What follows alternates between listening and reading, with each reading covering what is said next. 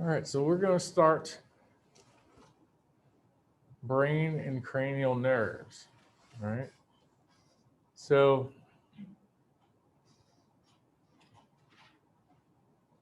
in contrast to the spinal cord, your brain is considered to be more adaptable and more complex.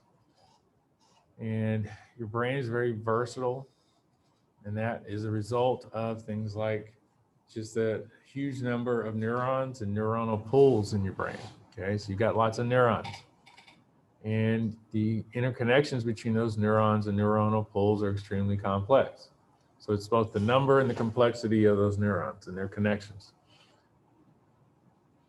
All right, and then also your brain can respond to different stimuli in different ways. All right, so your response can't be all things at all times. So it can't be immediate, precise, and adaptable all at the same time. It can be, some combination of those, but it's usually not going to be all three. Okay. So, and I will tell you, you're likely to see some kind of question that's going to ask you which responds faster to stimuli, the brain or the spinal cord. And the correct answer is it's the spinal cord. Okay. Spinal cord is for quick reactions. Brain is for reactions that are going to take a little more processing. Okay. So introduction to the organization of the brain. So 98% of your body's neural tissue is in your brain. Okay, let's talk a little bit about embryology, how we get to having the brain that we have. So your central nervous system will start out as a neural tube, and it's hollow, has a cavity on the inside that's filled with fluid. We call that the neurocele. All right, the O is silent, neurocele. Brain's going to form from what we call three swellings at the superior or upper tip of the developing neural tube. Those three swellings are called the prosencephalon, the mesencephalon, and the prosencephalon, mesencephalon, and the rhombencephalon. Your prosencephalon is your forebrain, okay, kind of in the front. Forms what we call the telencephalon. The telecephalon develops into your cerebrum. The diencephalon develops into your hypothalamus and your thalamus. And your rhombencephalon is your hindbrain. It forms two structures, your metencephalon or midbrain, which becomes your cerebellum and your pons, and your myelencephalon, which becomes your medulla oblongata.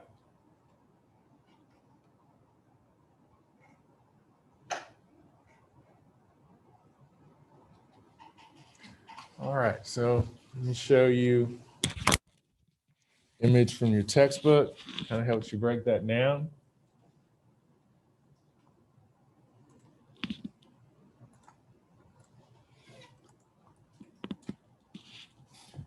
All right, so again, this is table 14-1 in the e-text. Shows you the primary brain vesicles. Okay, and those are around at 3 weeks in development. The prosencephalon, the mesencephalon, and rhombencephalon. Around 6 weeks, you get secondary brain vesicles.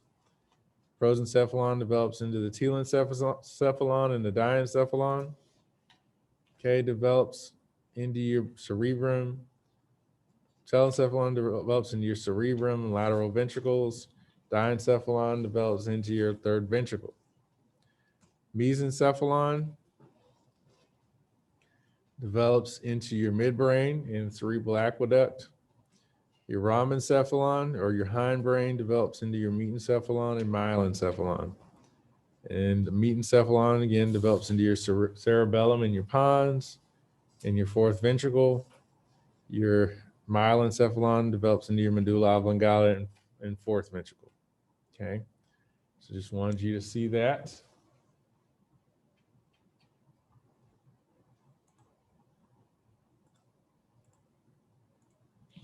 Okay.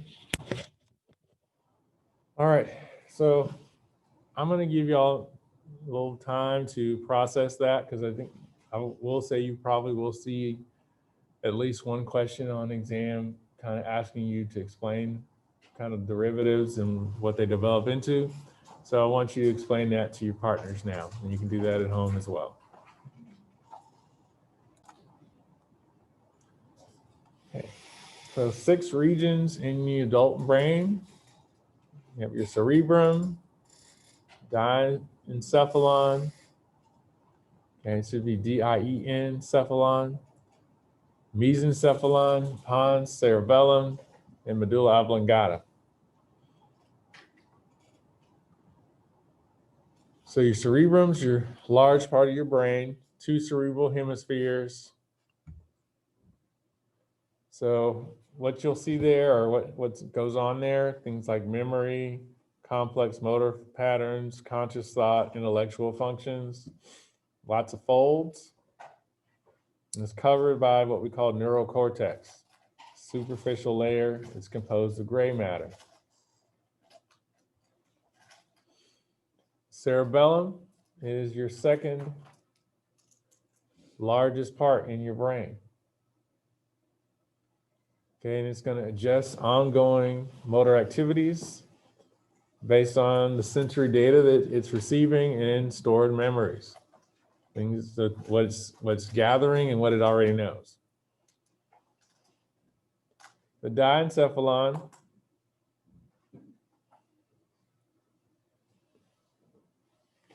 here, each wall is going to form the thalamus, has relay and processing centers for sensory information. Your hypothalamus has centers to deal with things like emotion, hormone production, autonomic function, things that happen automatically. Your infundibulum is going to connect your hypothalamus to your pituitary gland, okay?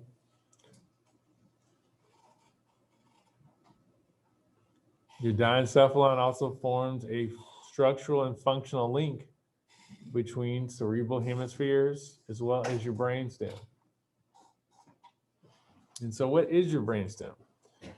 Well, it is, or it has a variety or a lot of different types of processing centers and nuclei, which are basically areas where you have kind of neuron cell bodies, and they're going to relay information that goes to or from the cerebrum or the cerebellum. And your brainstem is composed of your mesencephalon, your pons, and your medulla oblongata.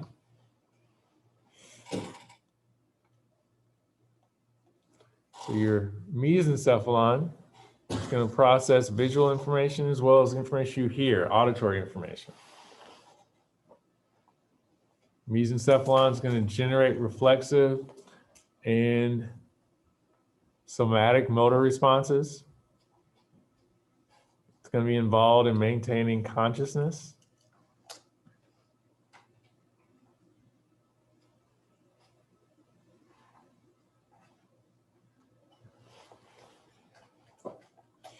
Along with the cerebellum, it's going to form what we call the metencephalon.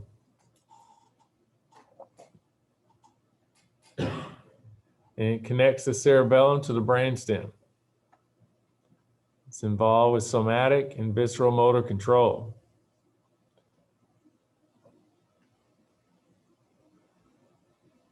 So somatic, remember that's skeletal muscle. Visceral has to do with more autonomic functions like smooth muscle, hormones. Medulla oblongata, okay? Made famous by the water boy, right? So and that's probably before y'all's time, but that's okay. All right, so medulla oblongata. All right, so where the spinal cord connects the brain or connects to the brain, it's going to relay or transmit sensory information. It's also going to regulate autonomic functions, things that are automatic, okay, or involuntary. All right. So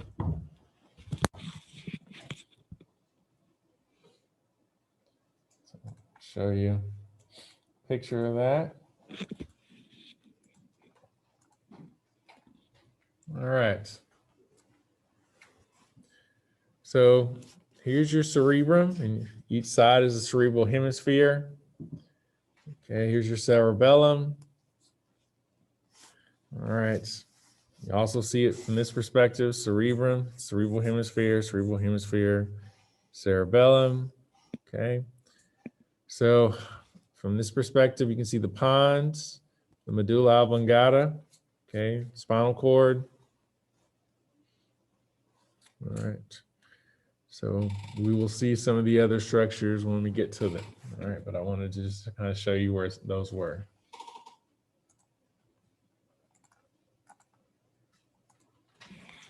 All right. So I want to give you all a minute to discuss with each other the different regions of the brain and kind of what they are and what they do. You can do that at home as well. So now that we've talked about some of the regions of the brain, let's talk about ventricles. And I know you're thinking, wait a minute, Dr. Evans, I thought ventricles were in the heart. Well, they are, but you also have ventricles in your brain. So just like the ventricles in your heart move fluid, like blood, okay, the ventricles in your brain move fluid as well, but it's not blood, okay, and we'll find out what that is in just a minute. So the ventricles are chambers, and they're created by expansion of other regions of your brain, okay? And each cerebral hemisphere is going to have an enlarged ventricle in it, okay? Now, these two large ventricles that are on either side or in either hemisphere, we call these lateral ventricles, okay? And they are separated by what we call a septum pellucidum, okay? Septum is kind of like a separation point. Now, we also have an interventricular foramen. And remember, from the skeletal system, a foramen is basically a hole, right? And it's an opening where the two lateral ventricles can communicate with each other. Okay, so even though we don't, since they're sort of symmetrical, we don't call them first and second. We just call them lateral, right? So we also have what we call a third ventricle. And it's in the diencephalon. And we also have a fourth ventricle, and it's connected to the third ventricle via a passageway called the mesencephalic aqueduct. And the aqueduct becomes continuous with the central canal of the spinal cord, so it just kind of merges together. Now, if you remember when I just introduced this topic, I said there's some other fluid, not blood, in the ventricles, and that fluid is cerebral spinal fluid. And it's continuously circulating from your ventricles and the central canal of your spinal cord, okay? And into what we call the subarachnoid space, or your meninges that surround your central nervous system. So just like we talked about the subarachnoid space and the meninges in the spinal cord, we also have meninges and subarachnoid space in the central nervous system, okay, or in the brain. All right, so let's see. We'll move on. I'll show you the picture again.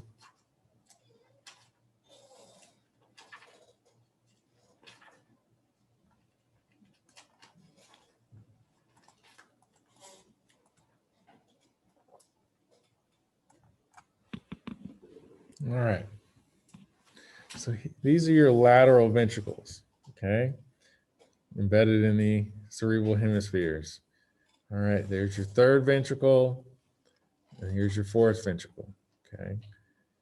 All right, from this perspective, you can see these intraventricular foramen, the passageways to communicate between the lateral ventricles, okay? You can also see here, here's your third ventricle, lateral ventricles, fourth ventricle. Okay. So just wanted to show you that.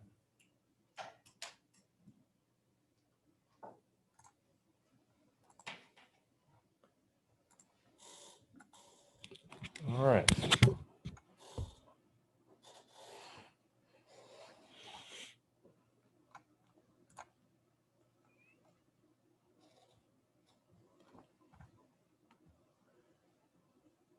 Okay, protection and support of the brain. So your brain's protected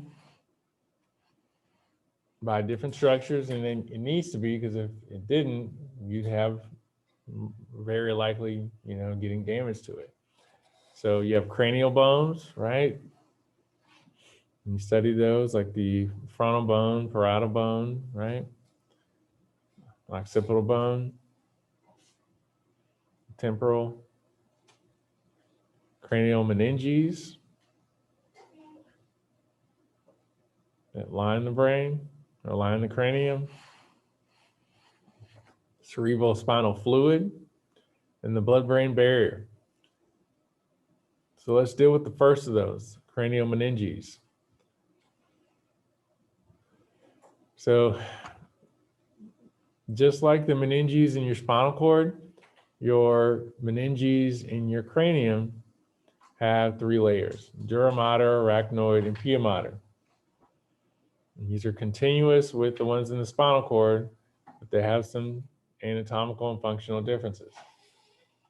So the dura mater, against the outer layer, has an outer layer and an inner fibrous layer.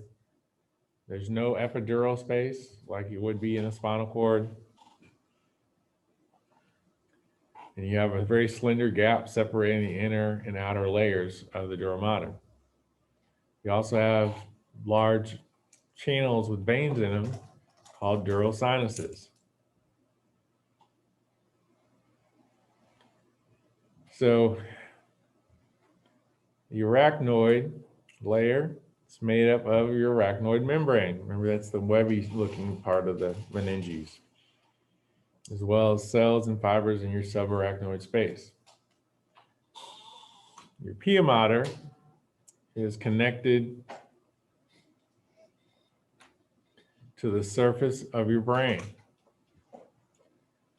And your pia mater is going to basically extend or get into every fold and curve in your brain. Okay. Remember, the dura mater is the outer layer, arachnoid is the intermediate layer, and then your pia mater is your deepest layer. So, okay, so we talked kind of structurally about the meninges. What are their functions? Because remember, anatomy and physiology is all about structure and function. So the brain can be damaged by slamming into cranial bones, right? So if you hit your brain against your skull, it can damage it. So cranial trauma is a head injury that's caused by some impact, okay, with another object. All right. Related to the meninges, you have dural folds, and they provide support and stability for your brain. You have the 3 largest of those dural folds are the falx cerebri, tentorium cerebelli, and the falx cerebelli. So the falx cerebri is a fold in your dura mater, and it lies between your cerebral hemispheres. And we'll show you what this looks like in just a minute. So you have 2 large venous sinuses, or spaces with veins in them. All right, you have a superior sagittal sinus and an inferior sagittal sinus. Again, sagittal, because this is right down the midline, right down the middle. Tentorium cerebelli And it separates and protects your cerebellar hemispheres from those of the cerebrum. And it contains what we call the transverse sinus. You also have a falx cerebelli, and it separates the two cerebellar hemispheres along the mid-sagittal line. All right. So let's go ahead and show you what that looks like.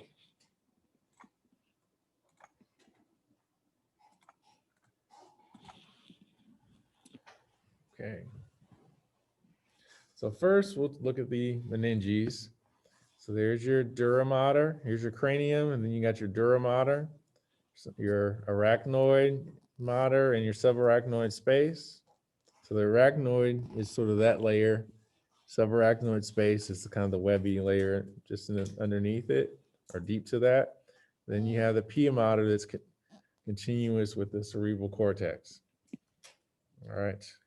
In this space here, that's a dural sinus. All right, so let's look here. You can see the brain, and then if you look at this picture, all right, you have the dural folds. This one is the falx cerebri, separating these cerebral hemispheres. Here's your tentorium cerebelli, and it's separating the cerebrum from the cerebellum. And then down here, you've got your falx cerebelli separating the two cerebellar hemispheres. Okay. In terms of the sinuses, up here is your superior sagittal sinus. Down below is your inferior sagittal sinus. Going more horizontal is your transverse sinus. Okay, these are veins, large veins to kind of create space. So just wanted to show you where those were. You'll see those in lab when we get to the nervous system.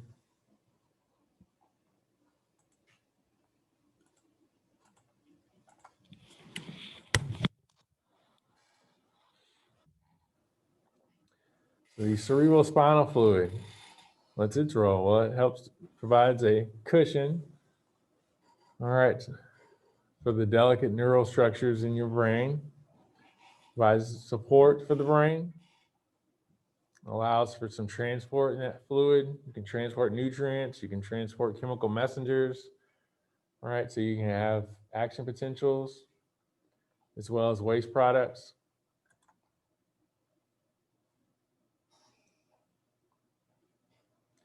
So your cerebral spinal fluid is produced at the choroid plexus.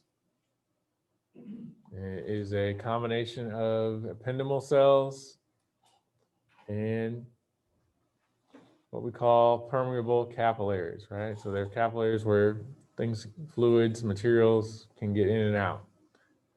So those specialized ependymal cells will secrete their cerebral spinal fluid into the ventricles.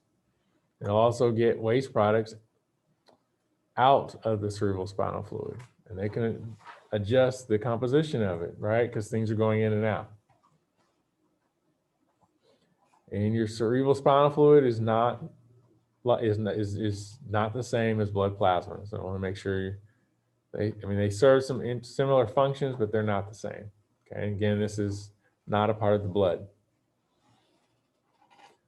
So the cerebral spinal fluid circulation pathway, again, formed at the choroid plexus, into the ventricles, into the cerebral or central canal of the spinal cord.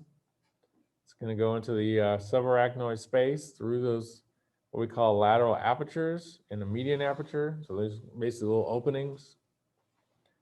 It's going to lead to some diffusion. Remember, movement from area high concentration to area low concentration across what we call arachnoid granulations into the superior sagittal sinus, right? That big blood vessel going along the top of that falx cerebri. And it's going to return the cerebral spinal fluid to the venous circulation because it goes back. And once it gets into the veins, it can get back into the circulation. Okay, medical condition related to this, hydrocephalus. Hydro has to do with water. Ceph has to do with head or brain. So this is water on the brain. And here you have an interference in the cerebral spinal fluid circulation. So you're not able to circulate fluid. The fluid starts building up, you get an increase in pressure, compresses your brain. Okay, that's hydrocephalus. All right, so I'm going to stop here and we can just, I want you to describe the meninges and cerebral spinal fluid with your partner. Okay, you can do this at home as well. Okay, blood supply to the brain. Let's talk about that. So that's the fourth thing on that list up here. Talked about things that protect the brain, right? So let's talk about blood supply. So neurons have a need for energy, and it is supplied by blood vessels.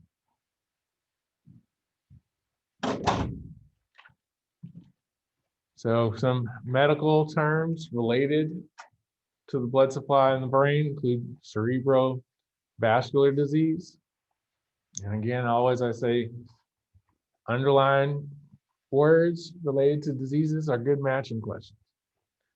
So this is cerebrovascular disease is a disorder and interfering or inhibiting your normal blood supply in your brain. Whereas a cerebrovascular accident is also known as a stroke. And here you're actually cutting off blood supply to some part of the brain. And the neurons that don't get oxygen and nutrients, they die. Okay, where cerebrovascular disease, you're kind of reducing blood supply, whereas the accident is where you're actually cutting it off in some area. Okay, epidural hemorrhage. So you're forcing blood between the endosteal layer and the cranium. Okay, and it creates increase in pressure, fluid pressure there. You can actually, person can lose consciousness and they could die from that. You're also going to get a subdural hemorrhage. Okay, blood flowing beneath the epithelium that's contacting your arachnoid membrane. So remember, epi is higher, right? So where subdural is going to be below that. Now, a concept we definitely need to know more about is the blood-brain barrier. So the blood-brain barrier will isolate neural tissue from your general circulation.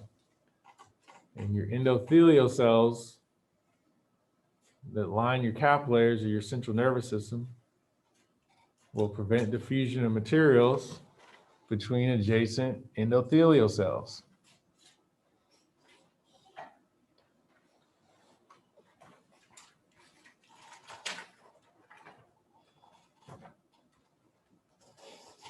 So you get a barrier because there's not diffusion.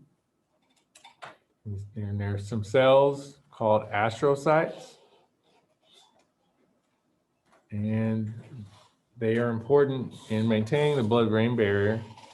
And they release chemicals that control permeability in your endothelium and those capillaries in your brain. So transport across the barrier is selective and directional. So you don't just get free movement across the membrane.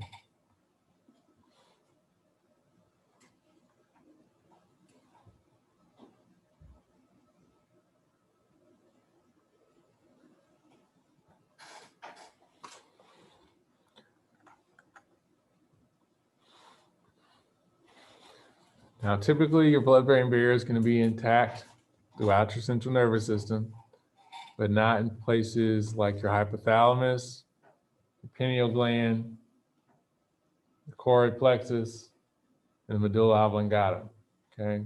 So you kind of get more of that integration between blood and brain.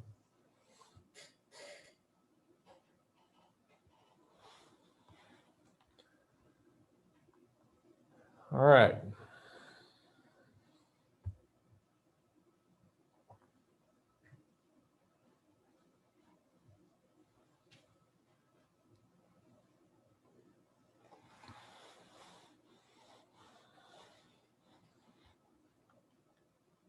Let's talk about the cerebrum. Again, this is your largest part of your brain. It's where your intellectual functions and conscious thought originate. Here you can process somatic, sensory, and motor information, okay, dealing with the skeletal muscles. All right. The cerebral cortex is sort of a portion of the cerebrum, and the cortical surface has what we call gyri and sulci and fissures. The gyri are the elevated ridges, okay? And they're separated by sulci or fissures. The sulci are the depressions. So kind of like if you look at the top of the wave, the gyri, the bottom of the waves, sulci, or fissure.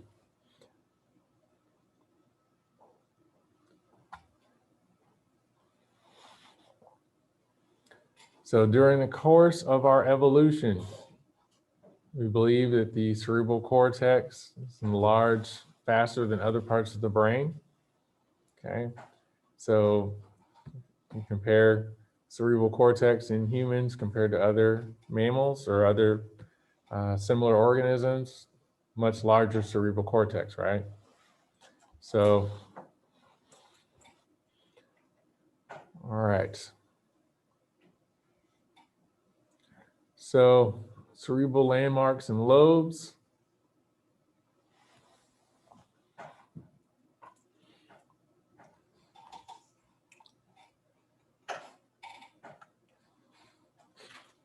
So let's think about some of the fissures and sulci. There's a longitudinal fissure, separates your two cerebral hemispheres.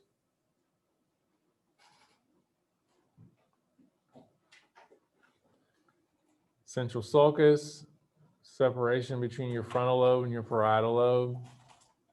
So lateral sulcus, separates your frontal lobe and your temporal lobe. Another area called the insula. It's a region of cortex is not viewable without pushing your temporal lobe to the side. You have parietal occipital sulcus, and it separates parietal from occipital lobe.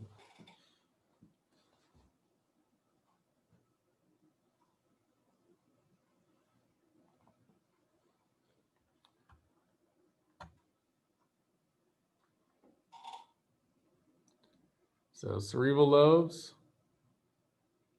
So each cerebral hemisphere is going to receive or essentially get sensory information, and it's going to generate motor commands that concern your opposite side of the body. So there's sort of a crossing up that occurs. So what's happening on the right side of your body, information is going to go to the left cerebral hemisphere, okay? The two hemispheres have different functions.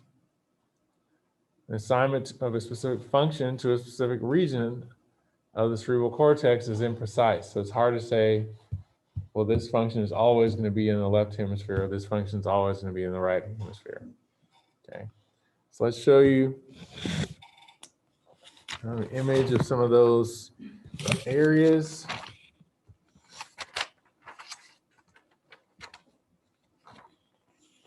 Let's see.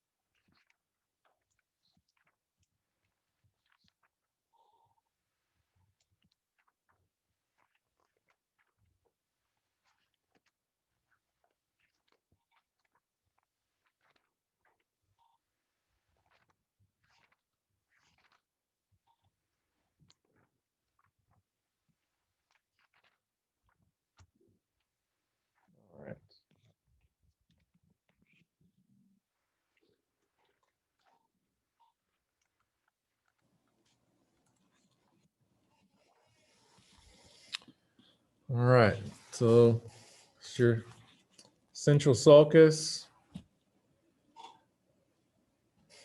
All right, so let's see. Down here, you can see central sulcus, parietal occipital sulcus, lateral sulcus over here, separating kind of frontal and temporal. Okay. You can't really see the longitudinal fissure just because of the angle, but essentially this is your longitudinal fissure. Okay. All right.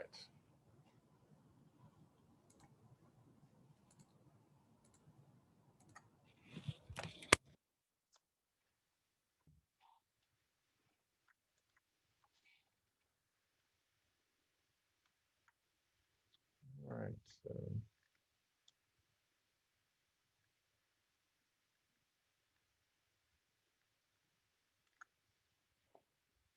So central white matter. Again, dealing with white matter near the center of the cerebrum. You have three major groups of axons. You have the association fibers, the commissural fibers, and the projection fibers. Your association fibers will connect areas of your neural cortex within one hemisphere.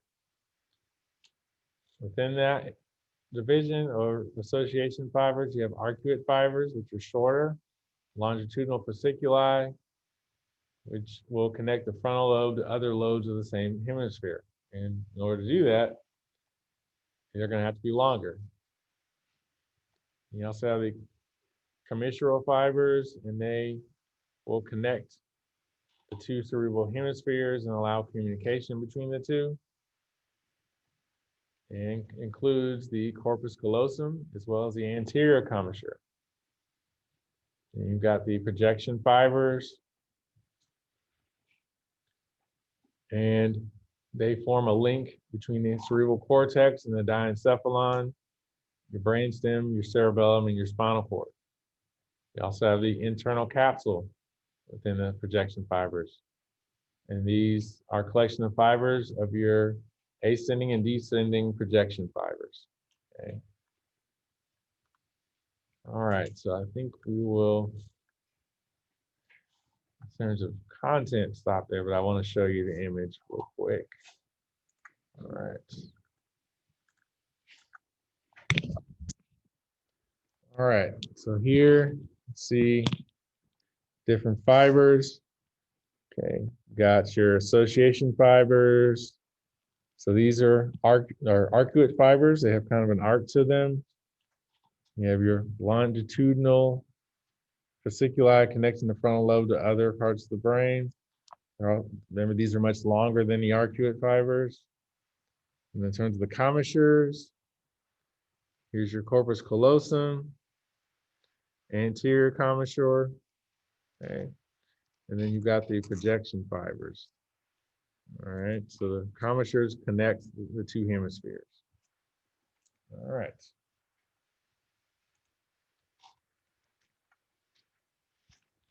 All right. So we will pick up in the next video with motor and sensory areas of the cerebral cortex. Allow you to do your exit tickets now. All right.